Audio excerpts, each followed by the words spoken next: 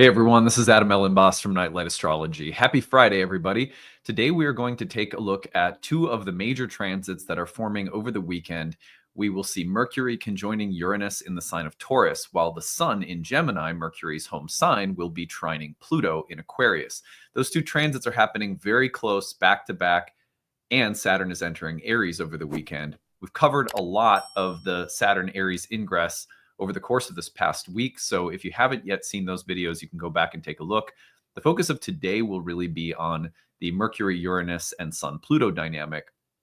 Additionally, I'll be providing a little bit of context here on the very recent connection between Venus and Mars, who are also trining one another and playing into the backdrop, you could say, of these other planetary aspects over the weekend. So I'll be saying a little bit about that as well. But that is our agenda for today. Hopefully this will prep you for some big transits over the weekend. Before we get into it, remember to like and subscribe. We want this to be a place for your daily spiritual practice. If astrology is a part of your life, daily, weekly, then we want this to be a safe place for you to develop and cultivate that aspect of your spiritual life. If you watch regularly and aren't yet subscribed, it helps us a lot. Transcripts of any of these daily talks can always be found on the website, nightlightastrology.com. There are a few free events coming up that I want to turn you on to, as well as the fact that we are obviously in enrollment season for our year one program. Go to the events page, click on in-person events. June 21st, we're holding a summer solstice gathering in Minneapolis at the Grapevine Collective. We'd love to see you there. It's free to attend. Just RSVP so we know you're coming and we can bring the appropriate amount of snacks. And then go to the events page, click on speaker series, and you will see that our summer speaker series is coming up. Gemini Brett, Marjorie Cottrell, and Krista Hamilton will be given,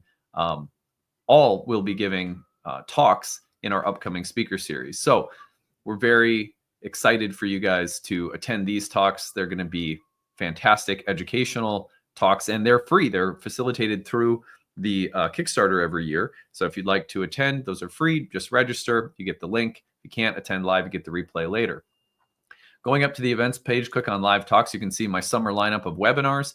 We just did a talk on Jupiter's exaltation in Cancer. You can purchase the replay if you've missed that one. I'll be doing a talk on Uranus's trine to Pluto in June. That's a major outer planetary configuration that I'm going to spend some deeper time on and present you my deepest and most focused research. And then in July, I'll be doing a talk on the 9th house. So check those webinars out. If you can't attend live, as always, they're recorded, so you get the replay. Finally, go to the courses page, click on first year course. Our first year program, our second year program, Horary, all begin in June. I'll be doing a little promo for the Horary course coming up here soon, so you can learn more about that. You need to have a little bit of a background in traditional astrology to join the Horary program. Otherwise, we suggest you start with our year one class. It begins on June 22nd. You can learn everything that you need to know about the program here, or after I sign off today, there's an informational video that goes in depth about what the program includes and how it all works, what you can expect to learn, stuff like that. At the bottom, you will find that there are payment options available, although by the time I'm recording this on the last day of the early bird sale, that has concluded by the time you're listening to this. But at the bottom, you will find that the need-based tuition option is there. So if you're someone who really wants to take the program, you needed that sale price, you missed it because you're on a fixed or limited income, please just use the tuition assistance. We try to have affordable pricing options for everything we do. We want to make sure that people who have really serious budgetary constrictions in life, which we know a lot of people are facing, have an affordable option so that studying something sacred is not out of reach. That's an important value of ours at Nightlight. Accessibility for spiritual topics in our business model is important. Okay, on that note, let's turn our attention now to the real-time clock and see what's cooking over the weekend. While you guys are listening to this, I'll be at NORWAC in Seattle, so I hopefully will see some of you there. Come to my talks that I'm giving, come say hello. I'd love to meet a few people who are maybe subscribers. And Nightlight students, we're having a meetup in the atrium Friday night. That's tonight. If you're in Seattle at NORWAC and you are an enrolled Nightlight student, for students, we're having a little meetup at 7:30 in the atrium. So we'll see you there. But otherwise, I highly recommend, if you haven't ever attended NORWAC, that you consider it in the future. All right, so here are the transits, and we can see that today we're basically in dark moon mode. We're very close to the technical phase of the balsamic moon, which is typically the last 30 degrees of the lunar cycle. And by the time that we reach these transits that are coming through tomorrow, Saturday, May 24th, we'll be in dark moon phase. So that adds a little depth and nuance to the transits that I'll be explaining in a minute here. But let's look at the transits themselves. So you're going to see that Mercury is coming together with Uranus in that last degree of Taurus, and that's going to be taking place Saturday, May 24th, and then you'll be seeing it separate within a degree or two by Sunday. It's a quick moving transit, but a very powerful one. You may be noticing it coming through today within 3 degrees already, and then you'll see that it's going to pop tomorrow, Saturday, May 24th, and then it'll be fading, and the Mercury will enter Gemini quick enough. So really, today through Sunday is the window that you'll be working with here. Now, if we back this up just a touch, the other transit that you should notice is tomorrow, Saturday, May 24th. The sun will also be trining Pluto from Gemini to Aquarius. Now, this is fascinating because the sun is in Mercury's sign. And so the sun in Mercury's sign trining Pluto while the ruler or host Mercury is conjoining Uranus means that the two transits are really intimately connected right now. So we can look at them together, which we will do here in a moment. I've got 5 things for you to watch for, and those 5 things to watch for are going to be taking into consideration the pairing of these two transits acting as one, because Sun trine Pluto is hosted by Mercury conjoined Uranus. So we'll look at that dynamic. In the background of this dynamic is the balsamic moon. So you're going to notice that tomorrow morning, Saturday, May 24th, that the moon will move into Taurus. And in those first couple of degrees of the sign of Taurus is immediately now in the last 30 degrees of the lunar cycle. That's that balsamic moon phase. We're going to say a little something about that. The other thing to notice here is, as we're hanging out listening to this, probably most of you on Friday, May 23rd, the other thing is we have just, like yesterday into this morning, seen Venus trine Mars. That is still very active, very present in the background, because Venus is acting as the host of the Mercury-Uranus dynamic in Taurus. So all of these things become really fascinating, and they're all connected together through the guest-host relationship. So what I want to do now is just say a few things about the backdrop of the dark moon and the Venus trine to Mars. And then I'm going to get into a list of 5 things to watch for, given the sun's trine to Pluto and Mercury's conjunction to Uranus. You know, that's a lot, but you know, my goal on this channel is to always give you the fullest context possible. Sometimes we put things in a vacuum and just focus, but when you have transits popping off all at the same time, it's important to try to map out the interconnections between them so that you get a sense of one cohesive thing that's happening, because that's usually how we experience it. We don't, I mean, over this weekend, you're likely to sort of feel it all as one thing happening. If you notice it in your own life or internally, or maybe around you in someone else's life, you're going to not see it as like individual things, but as interconnected things. So we need to take some time to explain how they are interconnected. Even if it's a little bit hard to process sometimes, it's worth it to get in there. So first of all, the first thing that I want to say about this dark moon quality is that dark moons in general, usually what happens under a dark moon, if there's a lot of transits happening, there's the feeling of the final sloughing off of a cycle. That may sound really generic, but it's important, because if all of these things were happening at the outset of a lunar cycle, you usually get the feeling of events that are happening as a part of the process of something new that is developing, something new that is taking shape, a new seed that's being planted. The new moon will sort of tone transits that are closer to that new moon, or the waxing crescent moon, or the first quarter moon, or even the waxing gibbous moon. All have the feeling of things that are building, developing, gaining momentum, and usually a feeling of new patterns, new thoughts, new events, etc. When you see a bunch of transits happening under the waning moon, usually last quarter down to new, you're really talking about the process of something old that's sloughing off. you're talking about this little nuance or kind of undercurrent of things that have some history behind them that are now being released or let go of. I'm not saying that it's always easy to make that subtle distinction, or that you will necessarily see how that's at play. Sometimes the patterns and cycles that are sloughing off are very subtle and almost unconscious. So it's not always easy to identify that subtle dynamic, but keep your eye on what's happening this weekend as the resolution or completion of things that have some history.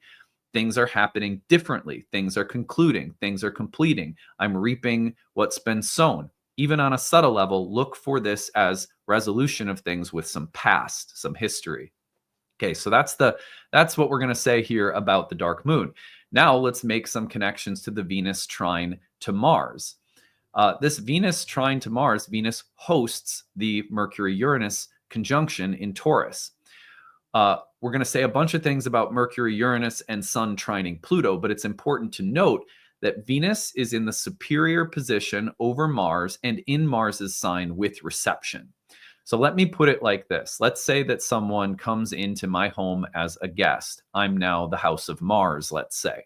Someone comes into my home as a guest and they have a need or a want. Their need or want is very different from my own nature, but I'm very favorably disposed to them despite our difference. So let's say they come in and they have a really strong need for cookies. And I'm like, you know what? I'm trying to eat healthy, so I'm not eating so many sweets right now. No offense to anyone who loves sweets, because God knows I do, and it could be a different day of the week and I'd be eating them too, but you get the idea. I'm like, well, I don't really eat sweets, but I really like this person and I want to help them out. And even though that need is different from my own nature, I'm very favorably disposed to using, going to the grocery store and getting them something that they might like, or maybe even utilizing the Instacart.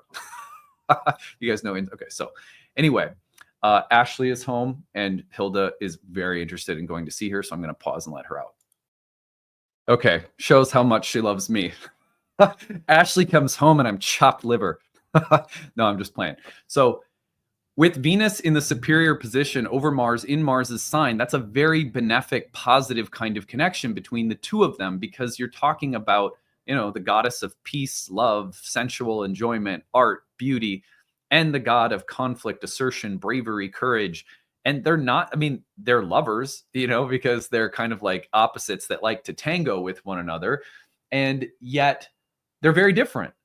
But how nice is it that they're connecting in a trine, which is very beneficial, flowing aspect. It's of the nature of Jupiter. And Venus is in the superior position, which means that Venus's needs are really being inflected upon Mars. So Mars is going to sort of serve Venus and defer more of, quote unquote, his nature to hers. Think about that metaphysically. Don't be ever too literal with the genders that we talk about in astrology. Now, Venus is therefore going to be in receipt of some help and blessings from Mars. So let's just say that Venus comes into your house and says, I would really like beautiful, sweet things. Now, Mars can't help but give Venus something with a little bit of spice.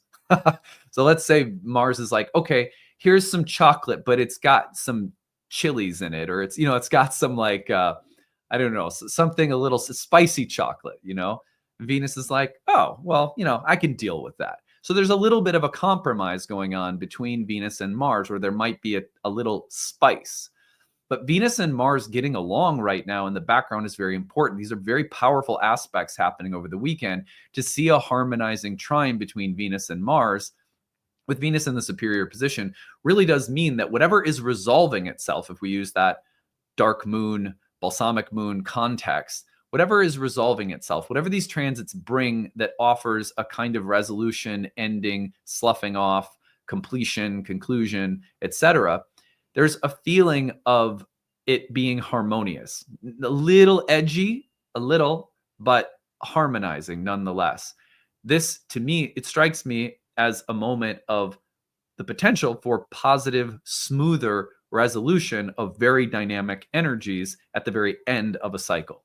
So I hope that makes some sense, trying to give you some larger sort of macro context for the Sun trine to Pluto and Mercury conjoin Uranus, which are big transits to come through at the same time, let alone at the same time that Saturn is entering Aries over the weekend, right? So, all right. We have the conjunction of Mercury and Uranus and the trine between the Sun and Pluto. Let's break them down individually, and then I'm going to give you 5 things to watch for. First of all, when the Sun trines Pluto, again, we have a very harmonious aspect that is of the nature of Jupiter. And so whenever a trine comes through, you can think of the two planets connecting in ways that are usually beneficial or that have a sense of bringing forth benefits, blessings, resources, support, even if that support is for the doing of something difficult or involves a little bit of stress or tension, you're going to feel as though something is supporting the process even. So while some people may not experience glowing good fortune, you may experience or take the time to notice, what I should say is take the time to notice that things could have been worse, right? Or things, there's a level of support that's there with a trine like this. Now, where the Sun is generally related to things like purpose and ambition, it has a connection to life's direction and aim, and even a process of spiritual illumination or enlightenment that's always taking place, that never ceases. Little connections like this can bring about times of greater understanding. Purpose, direction, ambition are being clarified. An understanding of the purpose of life itself, or a breakthrough in our understanding of something we're studying or learning, or the process of learning spiritually in general, can just experience a moment of depth and clarity simultaneously. The depth is coming from Pluto. We're able to see more that has been hidden, that has been dark, that we have not understood, or that has been just inaccessible to us for whatever reason up until this point. But now it's becoming clear. It's coming into a more illuminated, conscious level of understanding. So very positive for the sake of learning in any individual field or just for life in general. Also, the clarification, deepening, intensifying of our sense of purpose or direction in life, again, in general, or with regard to specific topics. Look at the whole sign house of Gemini or Pluto in Aquarius to get a feel for what topics might be involved. The other thing that happens with the Sun trine to Pluto is people who are in positions of leadership or responsibility or power may feel like they're achieving a greater depth of ability. Like, I'm getting better at leading. I'm getting better at executing whatever it is that I have to do within the sphere of my job or my activities or my leadership role as a parent or a spouse or like whatever it might be. So the sense of being empowered along the way, maybe through increased understanding, but also maybe because more responsibility is given to you and you're just ready to step into it a little bit more. So I would watch for all of those kinds of things right now too. Now pair that alongside of Mercury and Uranus. The Mercury-Uranus pairing is inventive, revolutionary, creative, like sudden little lightning strikes that represent greater understanding or clarity, breakthroughs in our thinking, restructuring of thoughts and paradigms that happen quickly or suddenly through unexpected events. It's a very inventive transit when it comes to things like business or how you teach or how you write or how you do art or anything. Because it's in Venus's sign, it may have a connection to things like love, sex, sensuality, enjoyment, pleasure. You may suddenly have a better idea about what feels good or what tastes good, or how you can make your life simpler, easier, more stable, comfortable, and enjoyable. The breakthrough may be very Taurian in that sense. You can also look at Mercury conjoining Uranus as just unexpected things that offer a liberation or a release of pent-up or creative energy. So, Mercury, Uranus, when it comes together, is often kind of like quick, sudden, unexpected, but often very powerful when it comes to delivering creative results, breakthroughs, freeing up of energy, and also the, getting out of habits, norms, traditions, behaviors that are maybe sort of stubbornly fixed. Now it's like, boom, a different way of doing it, different way of thinking. The messenger can also come and deliver news or emails or correspondences or connections and communication that are very unexpected, maybe very exciting, A little destabilizing always with Uranus, but I think there's a lot there to be excited about too. So, okay. So putting that all together, now I'm going to give you 5 things to watch for. These things are happening just really close back to back. It's also interesting that they're basically, again, happening under this dark moon with the Venus trine to Uranus and with Saturn moving into Aries. If you missed the Saturn into Aries context, you might be like, why isn't he saying more about that? Because I basically talked about that all week. So go back and watch those videos if you haven't yet. That'll provide even a little bit more context, because these transits could also be connected to the transition that Saturn is making if you really wanted to go in that direction. But anyway, here are the things to watch for. The first one is super obvious, with the sun in Mercury sign trining Pluto in both in air signs, and with the ruler Mercury conjoining Uranus, you have that tremendous signature of mental, intellectual, and communicative breakthroughs. This could involve technology, commerce, business strategies, or different forms of learning and communication in general. Don't be surprised if you are suddenly thinking about things differently, or if the conversations you're entertaining or the things you're learning or studying become very provocative and unexpectedly provide some creative inspiration or breakthroughs. Also, watch for the disruptive quality of Mercury and Uranus. Mercury obviously ruling the Sun-Pluto trine. So what comes up right now may be like very unexpected and a little provocative, but all of the supportive energy behind this to me suggests, at the very least, maybe some resolution of old cycles, and maybe at the very best, an understanding that can wrap up something old and be the seed for something new.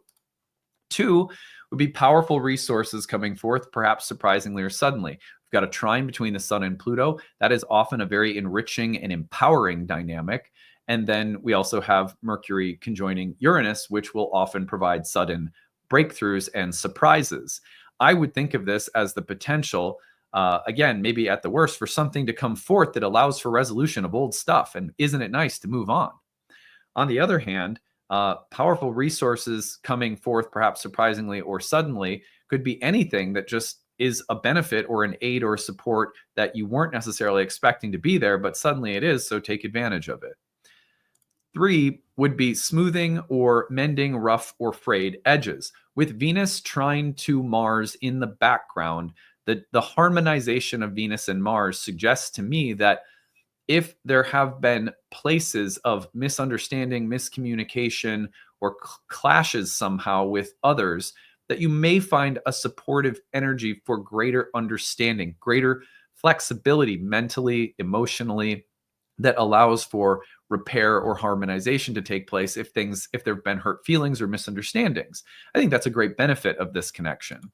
Number 4 would be new information that breaks habits, norms, or traditions. Look, new understandings, new experiences, new ideas can come forth very rapidly with these transits, given that, especially the Uranus and Taurus is sort of wrapping up. We're talking about some of the more deeply, firmly entrenched patterns and habits that are capable of being broken open right now. And for Taurus, that doesn't mean complete destabilization. It really means a change of what provides us with the most stable, peaceful, comfortable existence. But that change may initially be a little difficult, even though in the long run, forming new habits, norms, traditions is a good thing, Now, number 5 would be seeing things from an opposite perspective. Anytime, we got Jupiter culminating in Gemini, delivering its final lessons. We've got the Sun entering Gemini. We've got Uranus about to enter Gemini with these trines to Pluto coming through. I think one of the fascinating things to consider is that Gemini, the Mercury in general, loves for us to consider the opposite of something. That could mean a million different things. The exploration of our own shadows compared to the image we project. It could also be about owning or incorporating a part of us that we initially think of as bad, or we have kicked out of our inner committee. Now let's bring it in. Let's give it a place. Let's give it a role. The alternation of light and dark, the exploration of opposites, is a very natural part of what Gemini provides. There's a lot of emphasis right now on Mercury and on the sign of Gemini, and a lot of revolution that's about to come through with Uranus entering Gemini while Jupiter concludes its final thoughts in Gemini. So one broad way of thinking about this weekend would be consider a different perspective. Open your mind to looking at something in the complete opposite way that you're used to looking at it. I will leave it there. These are the things that I've been thinking of, but add something to the list based on your own creative learning and understanding of astrology. That's what it's all about. My lists are sort of just there to get the jewel turning. Keep turning it, keep contemplating, add your own delineations as you notice and observe what's happening. That's the goal, right? Because by this practice, what we're really doing is we're entering into active, reflective, contemplative mode of life, where life becomes very prayerful, not in some ritualistic sense, but in the sense that we are meaningfully reflecting upon and therefore able to more meaningfully receive the multifaceted nature of life and experience itself. What a gift, what a blessing. Life is like this beautiful jewel. If we take even a little bit of time with it through the language of archetypes and astrology, our lives become multifaceted and become just as rich and beautiful as archetypes themselves. So in my mind, there's nothing better on that note, transitioning into promo for our first year course now. There's, to me, nothing more valuable than taking some deliberate time to deepen, structure, focus your study of astrology, which I hope some of you will consider doing in our upcoming year one program that starts on June 22nd. You can learn more about it in this video I've attached, which will start up here as soon as I sign off. So I hope you have a great weekend. Look forward to seeing some of you at NORWAC this weekend if you're there. And otherwise, we'll see you again on Monday. Bye, everyone. Hey, everyone. Thanks for sticking around. I'm excited to tell you about our upcoming program, Ancient Astrology for the Modern Mystic. It is our first-year course in Hellenistic astrology that begins at the end of June. June 22nd is our starting date. I'm going to take you over to the course page to tell you more about the program and what you will learn while you are in it.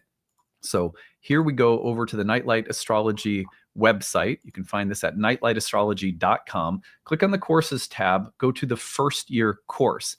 Now, this program is ideal for people who maybe have a little bit of background already in astrology. Maybe you've done some studying on your own independently, taken some courses or webinars and workshops, but you're looking to deepen your understanding of astrology. And maybe Hellenistic astrology in particular has been calling to you. I'll tell you more about what Hellenistic astrology is in a minute, but on the first year course page, you're going to find everything that the course includes. I want to make the structure of the course clear first, and then at the end, I'm going to tell you 5 reasons that I think anyone might have for studying astrology, and you can see if you check any of those boxes. First of all, there are 30 classes on the year. It's just a little under a year-long program with 30 webinars. Every webinar is 2 to 3 hours long, including a lively Q&A and conversational section after we finished our lesson for the day. Each of those lessons I lead personally through live webinars, so you can attend those live. If you want to follow along at your own pace in your own time, on your own schedule, you can always look at the recordings and take those in. And I'm going to show you what the class page looks like so you can see how you can interact with the course as uniquely and creatively as you want to. But you can either attend the live webinars or listen to the recordings or audio or video. In between major units of study within those 30 classes, we have separate classes outside of the 30 classes that are essentially tutoring sessions led by our staff, our course directors. We have 3 of them for our first year program, 3 tutors that help me guide every single class you're in and lead study sessions, and are also staffing an interactive group forum discussion where you can ask questions, look at charts, practice what you're learning with all of your classmates and with tutors there to help you. They'll always answer questions within a business day. So it's a really well-staffed, well-structured program. In between those major units of study and the breakout sessions, we also have guest speakers that come in throughout the year that you get free access to. The recordings are archived for you in your class folders. So you're getting people within our curriculum. And you're also getting to visit with some astrologers who are outside of the Nightlight School, but we really admire their work, and so we bring them in. You also have a ton of bonus material. With every lesson, we have recommended quizzes, study guides, optional reading. And that allows people who are really, really, intense, deep, like studious types to go as far as you want to with the material, while other people who are maybe, content to take things in at, just kind of taking in the classes, that's there for you too. So you can kind of go as deeply as you want to. The class, if as the year goes on, goes through major units of study in ancient Hellenistic astrology. So if you're not familiar with ancient Hellenistic astrology, this is the earliest form of horoscopic astrology. This is where the astrology that you've probably learned today comes from originally. And that makes some of its features unique. Like, for example, ancient astrologers utilized whole sign houses. We study why they used whole sign houses, how they used them, and we study the why behind really everything: houses, signs, planets, aspects, dignities, essential and accidental dignities, delineation approaches. How do you read and predict within a natal chart? All of those theoretical areas of astrology we not only learn how to do, but we learn the why behind it. And this is what I think people find most empowering about the course, is that ancient astrology really helps to give you the rationale for everything so that you have the insight available to go off script. What I mean by that is, like, let's say you're learning about a sign, Aries or Taurus or a Gemini, something like that. Ancient astrology won't just give you a list of the adjectives or keywords or descriptions of, say, a sign or a planet.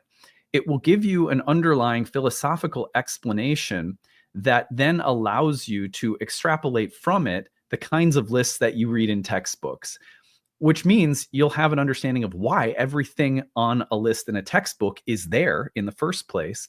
And you'll also have the insight and creativity available to add things to the list that are a part of your own unique intuition and contribution to astrology. And this is what ancient astrologers wanted students of astrology to learn: the why behind everything. So this is a class where, even though you're seeing things like planet signs, houses, dignities, aspects, and you're like, oh, I've already learned about those things. Not if you haven't studied Hellenistic astrology. I don't mean to sound condescending, but like, truly, most people's experience coming through this program is, wow, I had no idea all that I didn't know about the roots of everything that I've understood thus far about astrology. So it really is about digging into the philosophical core of why we do everything. And then you have greater intuitive and creative capacity as an astrological craftsman or craftswoman. So anyway, that's a brief explanation of why I think Hellenistic astrology is important. Not to mention that ancient astrology was really focused on our ability to accurately describe and predict things in the realm of karma, fate, and destiny, whereas modern astrology's hallmark and strength is psychological depth. And so when you put the two together in our program, which is why it's called Ancient Astrology for the Modern Mystic, I think you have something really special. So on that note, you can see everything that we cover here. So there's a video with some of our alumni you can watch. Everything is there on the page. Now, there are 5 reasons that I want to touch on briefly before I tell you about your payment options and need-based tuition. These are 5 reasons to study astrology that if you mark any of these boxes, especially if you mark several of them, then I think it's a good indication that you might be ideal for this program, might be an ideal fit. So the first one is, if you find that astrology has become a part of your daily, weekly, monthly, yearly spiritual practice, it is a part of how you lead an inner life, then there is nothing more empowering than deepening your connection to that language, because that puts you more in the driver's seat. It's always good to have astrologers that you rely on, teachers that you listen to, get a little objective perspective, especially when you're looking at your own chart through a reading. But there's really nothing more empowering than learning to speak the language at a deeper level for yourself. And if that calls to you, if you want to understand things and be able to speak more confidently and clearly about this sacred language that you love, and this is a great reason to take a structured program. Number 2 is that you feel called to read charts for people. Look, not everyone who takes our programs is on a professional track, but we have 4 years worth of professional training programs at Nightlight that will prepare you to read professionally for others if that's the path that you're on. Maybe you don't even know if you're on that path. That's fine too. Many people take our programs just for the sake of their own personal enrichment, and again, to be kind of more in the driver's seat with respect to your astrological journey. You have more of an understanding. You can be more confident in reading symbols and experiencing transits with your own understanding that you've cultivated. But sometimes people want to read for other people. This will definitely set you up to do that. We have a certification track where you can take exams at the end of every year. They're optional. You don't have to if you're not on that level of interest. Number 3, you have done a lot of self-study. You've heard things from here and there, but you're looking to bring it all together. It is overwhelming to study astrology on your own. So if you want organization, structure, and coherence, what you're getting in this program is going on 15 years of training astrologers, 15 years of developing curriculum that has in mind the overwhelm that many people experience. And this program is structured year 1, year 2, year 3, however far you want to go with our curriculum, to give you an organized, structured, coherent way of understanding the history and language of astrology from both ancient times to modern times in all of the vastness that the field includes. And also, as we go, we want to give you the confidence that you are a part now of an astrological lineage. Astrology has always been practitioner based. Coming through Nightlight, you are going to have the opportunity to feel aligned with a lineage. If you like my work, if you feel aligned with the way I speak the language, then this might be a good reason to come study with us. Now, if you're seeking the why behind things, if you're like, yeah, that's interesting, I get it, I understand, but why? Why signs? What's the difference between a sign and a house? Why do they ever come up with a sign and a house? What's the distinction philosophically? Why does Mars represent this? Why does Mars in this sign represent that? If you are someone who feels empowered by understanding the why behind things, you are going to love this program, because that's how I am as a teacher. That's how I am as a person. And that's what this program is really all about. Number 5, you are looking for astrological community. Look, I think Nightlight is unique in terms of the kind of warmth, acceptance, safety, and inclusiveness that our community includes intellectually, spiritually. We are really pride ourselves on being a peaceful kind of family. I'm a Cancer, right? So it's kind of a family-oriented environment.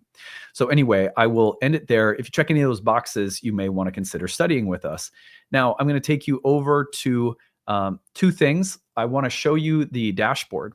So here is the Thinkific page. You're going to join this, and on your dashboard, you're going to find any courses that you've enrolled in at Nightlight, and there are many, so you may end up in being involved in multiple courses, and you'll find that they're all there on your dashboard. Click on one of them, and it will take you in. You're going to find that on the left-hand side, there's orientation instructions, course information, class links, and calendar, all the technical stuff you need to know when you join the course. And then you're going to find that when you go through the lessons, that the lesson includes the video, the audio, the slides, the transcripts, the Q&A box text if you couldn't make it live and see what people were talking about, flashcards, homework, a bonus PDF with all sorts of additional recommended reading, bonus videos, additional video links for bonus material. So every single time that you want to visit something within the course, everything is nicely organized. So you can see here, I'm going to pause this before it starts going, but you can embed the video right there. It's embedded and you can watch it. And then if you wanted to, you could also, right here, you could also download the video and watch it on your own device. And that's same for the audio as well. And then as you go, you'll see all of the lessons are laid out. The study sessions are also recorded if you can't make those live. So everything is nicely arranged on the website for you. And that makes it a course that if you wanted to take 3 years to accomplish, you could take 3 years to accomplish. If you want to take it for the sake of getting certified, you have the full year plus an additional year to take the exam. So, 2 years total that we give people if you're on a professional track. But most people complete the program in a year. And a lot of people, over 50% of our students, go on to our year 2 and then our year 3 and horary programs as well. Now, final thing I'm going to show you is right here. You're going to find here is the enrollment options at the bottom of the first year course page. Again, this is at nightlightastrology.com, and you're going to click on the first year course, go to the bottom. The early bird payment saves you several $100s off the cost of the course. That's available till May 15th. Early bird installment plan saves you on the installment plan, regular cost of the course. That's also only available until May 15th. And then need-based tuition. All of our programs include a need-based option where we give you a sliding scale and we say, you pick your monthly tuition number within this sliding scale, which is greatly reduced off the normal tuition price. That is for people who are on a fixed or limited income, receiving disabilities, single mom, whatever the case might be. We want to make sure that nobody's priced out of studying astrology. So you don't have to feel any shame. If that is you, if you need help, if you want to take this, but you need to make it work within a tight budget, we get it. Times are tough right now. We don't think people should be priced out of studying a sacred subject like astrology. So we've been offering need-based pricing for 15 years. Nightlight is a donation-based school. It started that way. We have a sliding scale, so it's kind of like donation. You get to choose your rate anyhow. So if that's something that will help you, please use it. Thank you for listening to this. I hope it gave you a really deep and comprehensive introduction to what the course is all about and why you might find it exciting to come study with us starting at the end of June. So any questions you have about the program as you're visiting the course, email us, info@nightlightastrology.com. We'll be glad to talk about anything that you have questions about. We are here and we have a wonderful staff of people at Nightlight who will be a part of your learning experience and are all glad to help you. All right, that's it. We'll see you again later. Bye.